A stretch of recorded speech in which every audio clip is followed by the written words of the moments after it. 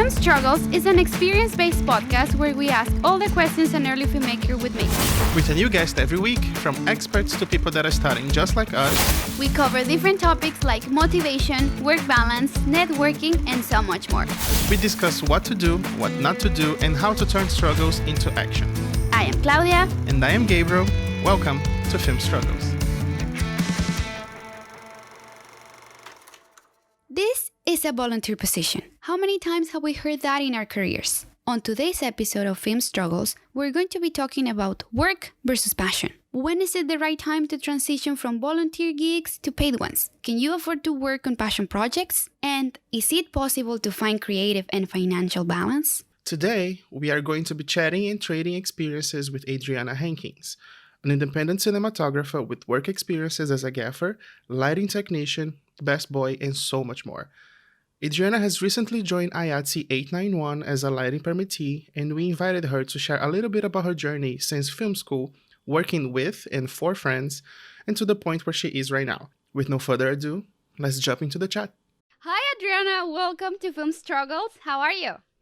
I am doing very good. This is a little interesting because it's really just my two friends who I'm having a conversation with, but you're recording it, so I'll get used to that. Thank you very much for accepting the invitation, by the way. Yeah, well, thank you for inviting me. It's an honor. I love you both a lot. So. So the reason that we wanted to speak to you about this subject is because we have known you in projects both as a volunteer and not making a penny out of it, and we also have seen you working and having a paycheck by doing what you like. So that's why we thought you were the right person to address this struggle.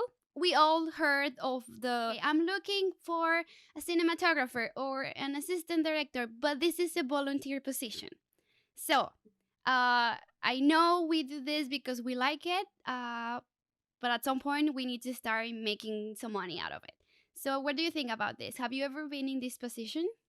Yeah, so I've only been working in film for about a year. I mean, also keep in mind this coronavirus time, so there's been a lot of highs and lows. I think like I could tell you the entire timeline of my year last year, and at what points it was more successful and less successful.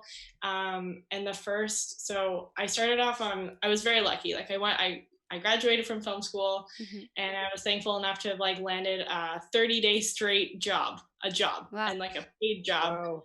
But it was 30 days in a row, and it was on one of my favorite projects actually. And so that was started in January, and I filmed that. It was 30 days, and so a little side note, ended up going to India right after. But at the time, after accepting that first movie, I had previously been looking into doing a different movie as well. Didn't hear back from them. And unfortunately, as the day that I booked my ticket to go to India, right after filming that 30-day movie, I heard from those producers saying, "Hey, we start filming next week. Would you want to jump on our show?" Oh no. And so for me, I'm thinking, oh my God, I've just lost a crazy opportunity. I beat the crew on that one. There were some big names on there. But sure enough, of course, I don't regret it all going to India. That was its own experience, right? And yeah, I'm so thankful for that. But when I came home from that, I had about a month of just absolutely no work. It was very frustrating because I just had what felt like a really successful 30 days. And I remember just being so excited and telling people I got paid. I wasn't getting paid crazy good rates. And I was working ridiculous hours here and there, and it was a lot of driving, but it was an experience, and it was my first time. So I thought it was I just felt so lucky. And then the next time that I worked on a show, it was also just a crazy experience. It was 5 days, and I met an assistant camera who first AC who I've worked with plenty of times since. So it was really cool to see how that relationship has evolved. But in that, coming home from India and having a good month where money was scarce, and at that point it was kind of I had been asked to work on several volunteer shoots, and it was a situation where I just had to say I can't afford this. I'm so sorry, guys. Don't get me wrong. I so want to support you, but I'm picking up as many shifts at the restaurant that I'm working at Okay. just to get by. So for me, it wasn't necessarily like that's the battle, and that's something that you're told when you leave school too. Is that, hey guys, yeah, you've made it this far, it's great, but now is the part where like we're in a contract work industry, right? You Mm-hmm. can't, you're not signed up for long term unless you're on like a TV show, and that is very difficult. And that is, it's just a totally, it's a specific part of film, like a TV show versus a movie versus commercial work versus, you know, independent projects versus international films. Like all of that's very different. But yeah, so after that like section of time where I was, yeah, after that section of time where I wasn't working or in film at all of a sudden I got one job and then I got another and then another. And it was just to be, it was starting to be like, uh, yeah, I was filling up my whole calendar with paid things, but it was like Mm-hmm. one job to another job to another job and like day calls here and there. But the problem with that was that I was like also thinking, okay, now I've made enough, like I'm making enough, I can start doing a lot more volunteer projects. So I'd sign on for volunteer, and it was really hard for a long time to get the balance of like how much I could do because I started to wear myself down too much. Mm-hmm. So I was like, now I have free time and I'm making money, so I can take on these volunteer and like passion projects, which I fully support. Uh-huh. Um, When you say like I definitely want to be in your project even though it's a passion project, what have you find out that you have achieved by working for free with all these people? it's definitely changed and evolved. For a little while, I actually gave myself a rule, and this was based like solely on the fact that I was to a point where I was double like was about to double book myself between free gigs and paid gigs, Mm-hmm. and I had to say, okay, am I making enough to work on more than one free gig a month? And it wasn't necessarily that I was this is not going to directly answer your question right away, but I'll It's get there. So it wasn't necessarily that I didn't want to work on more free ones or that I couldn't afford to in the long run, but it was that the more days that I booked on free gigs was less days that I was available for paid things. So that really had an influence on which ones I did say yes to for like free gigs. mm-hmm. And it like I think my preference, and to anyone I ever said no to, it was not because I didn't like you or your film. There were some days I just needed a day off. I swear to God. Yeah, no, it's totally fair. Yeah, but I think it would probably just come to I mean, if any of my super super close friends were working on something and they asked me, I think they would be prioritized just because when you have a day off, and okay, from the get-go, I've anytime that I have a day off, and someone asks me to like work on their short for free, if I know that a bunch of my friends are going to be there, I'm like all in, hell yeah, because it's also a time that like I get to see them all in the same room. Sure, we're Right. working, but there's a lot of downtime like here and there, and you still got lunch, and then maybe, you know, you'll grab a beer after or whatever. But that's like the easiest time to like meet, like catch up with a bunch of people, because Mm-hmm. otherwise, like in my days off, you've got coffee date, lunch, you know, then you go for like happy hour, and then you've also got dinner. So there's four meetups in a day. I'm not even kidding you, that's how much, because it's just like it's nice to like keep the connections going and Yeah. everything. No, I No, um know. I've been definitely. there. We've been having coffee at 8 at night. it's crazy. Yeah. So that was probably, I think that would have been my biggest influence on which one I would have picked over another. Mm-hmm. Or also sometimes I just have already said no to something.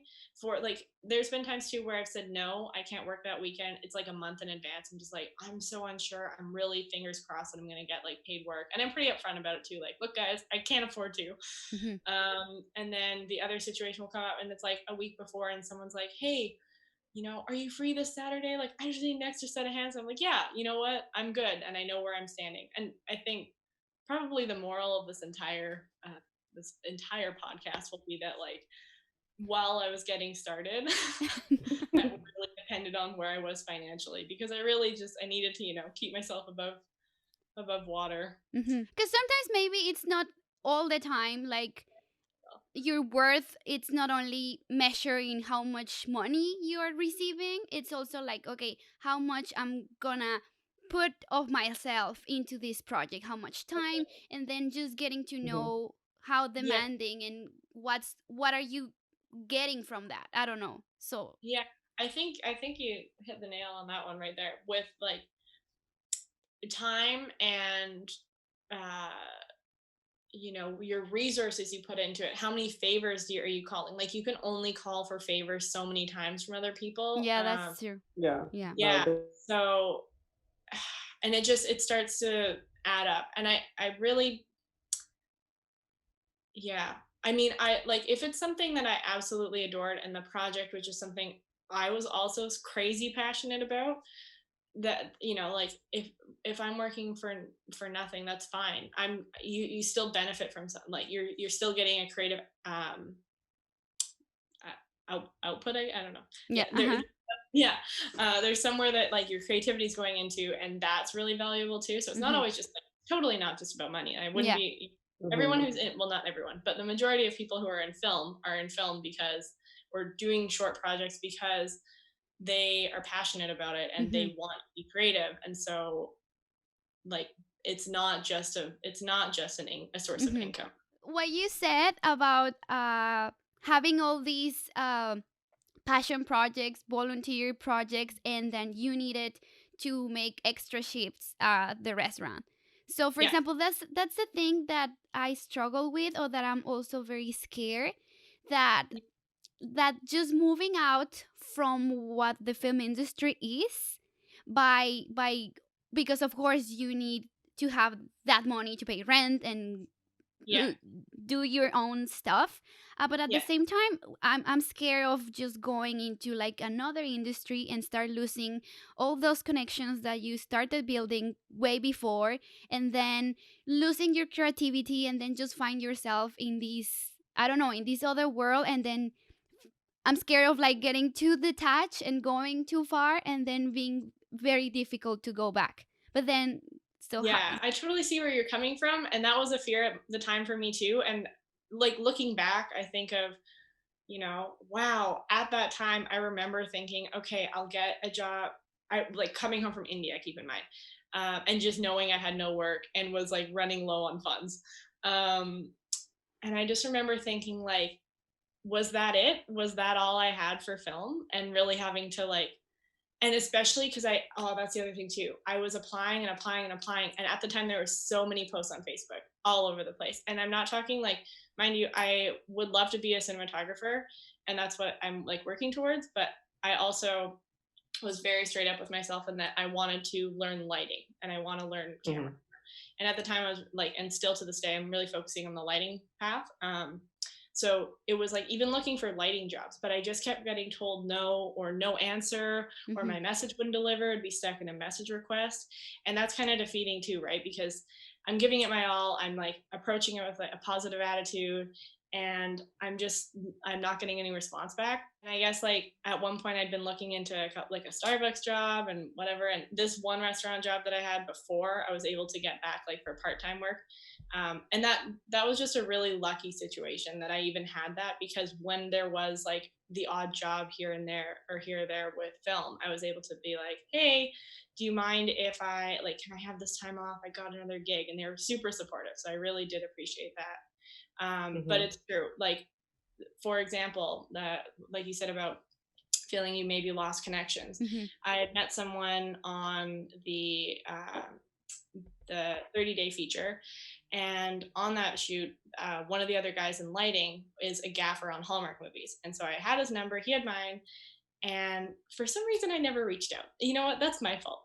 But yeah, and you kind of think like, oh, maybe I just like slipped their mind. And when you're new to like texting someone to say like, hey, just so you know, I'm available, you don't know, is that going to come off as like like I'm a suck up, or Yeah. how are you going to read this, especially when you don't know them very well. And Mhm. I actually happened to be TPAing, or I was like working with students at the time. And I think, when was this? Anyways, but I got message saying, and I was already signed up for 2 weekends in a row. And this guy had texted me saying, hey, can you come out for a night shoot ASAP? and I'm thinking like, how do I squeeze this in and still like to like I leave after these guys are done filming and make it in for 9 a.m. tomorrow. Like, can I do it? I pretty Mhm. much wouldn't have slept. And it's that's another thing. I'm sure I wonder if you had this on your list, but to say no was really Okay. hard Yeah. because when you're so new and having to like tell someone I'm sorry, I'm booked. You don't have to, I mean, not necessarily that I had to tell them why I was Uh-huh. booked or what I was doing necessarily, but I knew that I wasn't booked on another set. I was booked as like um a student assistant Mhm. essentially, Yeah. right? Uh-huh. Just so that was really hard too, but luckily enough, like, and that's another thing too, I just like thankfully with him, he gave me a shot and was like, yeah, if you're free these days we'll have you in, and it happened to be like the last 3 days, and then it just picked up from there. Mhm. But Mhm. it is scary too when like, yeah, and that's what I mean, like I am very lucky that he remembered me still, to be like to have texted me and followed up with me. Uh-huh. I think it was like 2 months later after like not hearing anything from Mhm. him and having no contact. So it's not, Mhm. I guess like that's my experience with it. And that's just kind of the way the industry is. Like even myself, I've since best boyed on a few shows, and uh, I've texted people that I had their number, never once had sent the message. 6 months later, I'm like, hey, I'm on a show. I don't know if you remember me, but we need a guy or we need a gal or whatever, like a couple of days. Are you free? So I don't Uh-huh. really think contacts disappear. I don't think that's the case. I Mhm. think that you will like you might pop up again later on, and just like someone might have their like top 3 people or top 4 people that they'll reach out to first. Uh-huh. But your name, if you're cool and if people like you and want to work with you and you get brought up in conversation down the line, they'll be like, oh, I remember them, like they were awesome, I want to Yeah. bring them back on. And it just kind of like starts that up again, and they'll send you a text. Uh-huh. No, that's very true. I want to just go back real quick to what you said about like saying no and saying yes, because I definitely feel like I'm a big victim of that, because I feel like I need to have experience and meet people and learn how to do stuff. So I just keep saying yes, yes, yes. And then at some point I just see myself in very complicated situations. So how was your process of like learning how to say yes and how to say no and how to find a balance so you don't go crazy over work? Well, I think for me, the learning to say no started with me. I actually had to overdo it to be able to understand, like, oh, this is my breaking point. This is too. Uh-huh. Okay.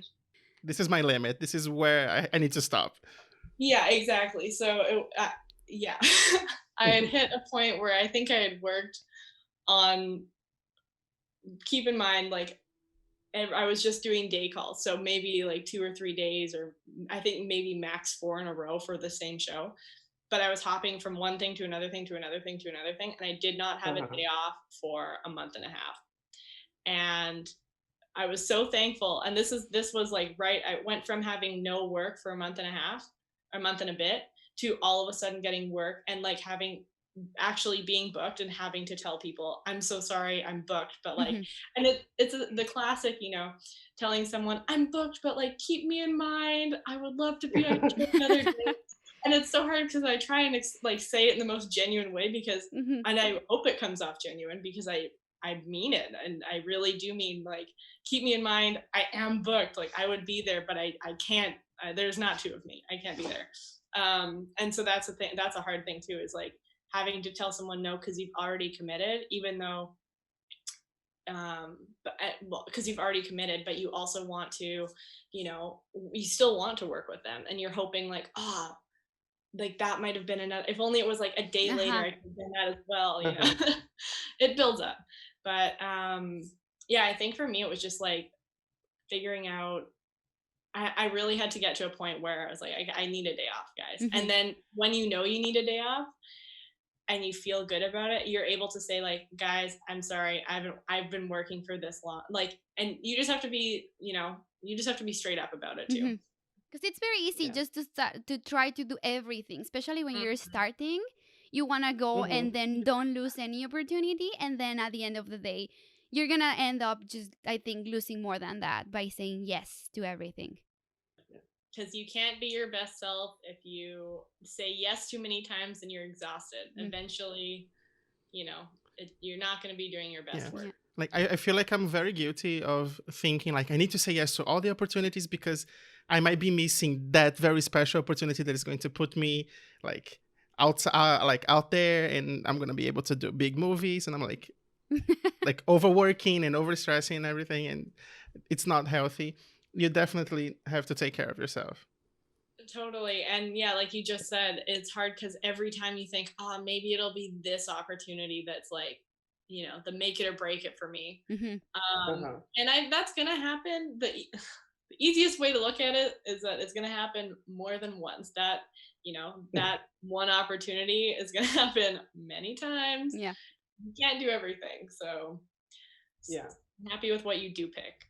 Yeah, I really agree also with what Claudia said about like you have to keep reminding yourself why you're in this industry, why you like to make movies, and remind yourself of your worth and everything. You're supposed to be doing this because we like and because we love movies. We just need to remind yourselves of that. I 100% agree. Thank you so much, Adriana, for joining us. Thank you, my friends. I'm so flattered. This is so sweet. If you enjoyed today's episode, make sure to give us a review and share this with someone you think might need it. Also, share with us your favorite quote. You can find more information about the podcast and our guests on the website FilmStruggles.com. Remember to follow us at FilmStruggles on Instagram, Twitter, and Facebook. Thank you for listening. See you next week with a new guest and a brand new struggle. FilmStruggles is hosted, produced, and edited by Claudia Hernandez Barragan and Gabriel Sousa Nunes. Executive producer is Harrison Carranza and sound design by SEBASTIAN SAGASTUME.